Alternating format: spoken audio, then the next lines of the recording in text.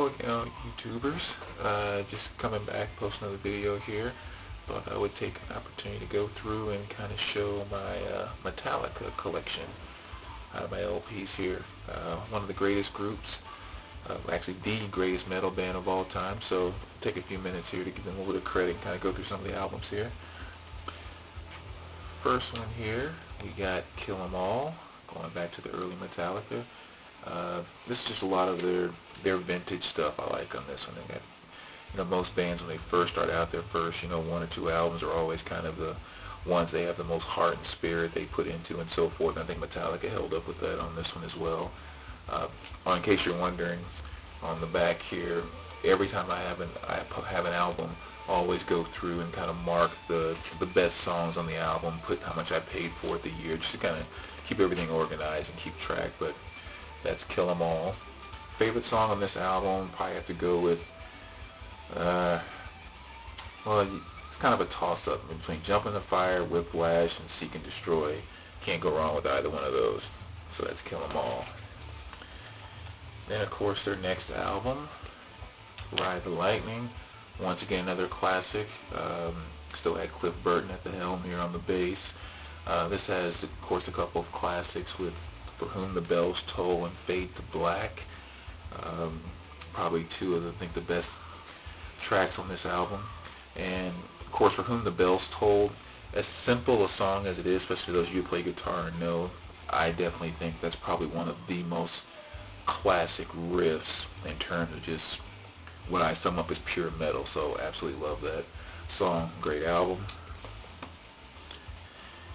And then we go to the one and only Master of Puppets. Greatest metal album I think ever put out. Of course, with the classic song Master of Puppets from Master of Puppets, which I think is probably the best metal song ever as well. So once again, absolute great record. And of course, we can't forget Battery and Leper Messiah and all the other great songs that are on this. But there is Master of Puppets. Then we have Injustice for All, which of course is the classic one, which most people tend to know from this album. But this is kind of a interesting album for me with Metallica, just because I guess Lars and James kind of did most of the everything on this, and so it's songs are kind of complicated in nature, kind of a little all over the place, but at the same time still has that same Metallica roar to it. So once again, they put out a great album as far as I'm concerned. Absolutely love it. Then of course we jump into 598 LP, which I thought was kind of a cool LP. Just a little something they threw together in between studio albums. Just a little extra taste of Metallica. Very good stuff. My favorite track on this one, I think, is probably Small Hours. I think it's a pretty cool song. But that's that. And then the album that caused the big stir, the Black Album. I guess this is kind of when people thought Metallica deviated from its metal roots. In my opinion, absolute great album. I mean, you can be a metalhead, but at the same time, you have to learn, I think, to appreciate just good music, period, whether you're thrashing or if it's more mellow stuff. And this album definitely contained it all.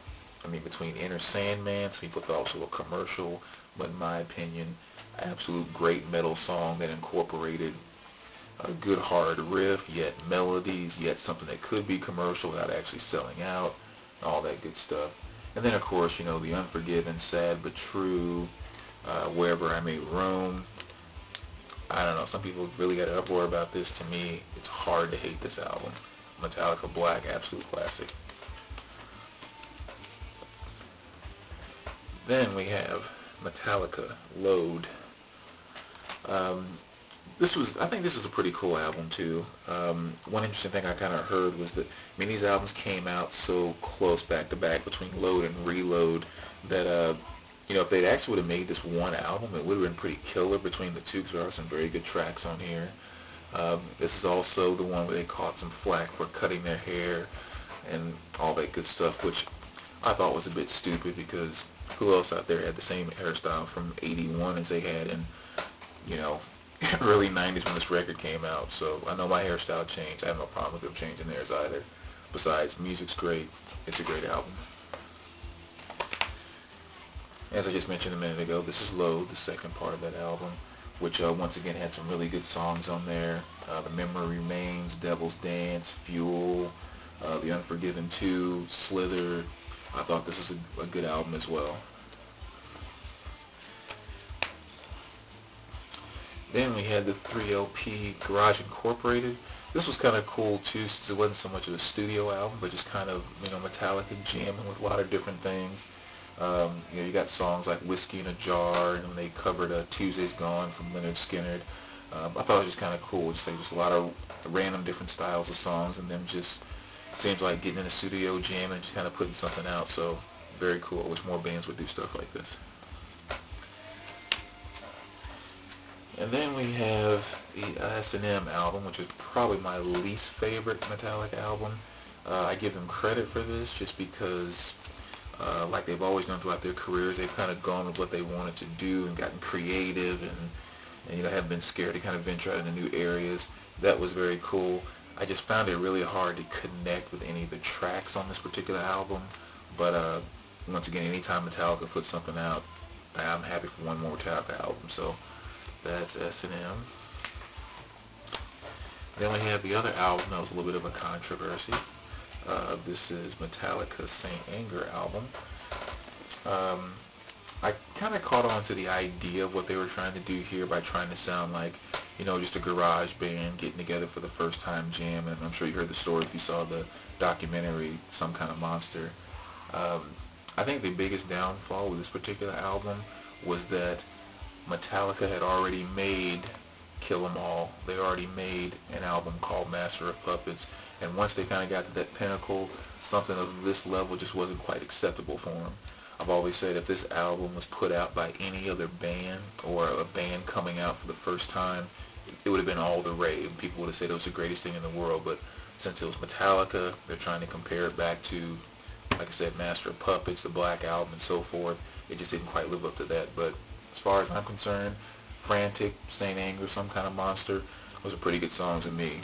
And I think Lars was kind of a beast on the drums in this particular album. And then last but not least, the newest piece, Death Magnetic.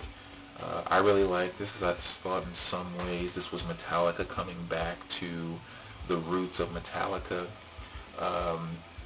With songs like Broken, Beaten, and Scarred, I thought was pretty awesome. The Day That Never Comes seemed like a 2008 remake of Fade to Black, so it's kind of the same type of song. And That Was Just Your Life, The End of the Line. I mean, these were all absolutely great songs. Saw them in concert twice this year, and I mean, just sounded absolutely great.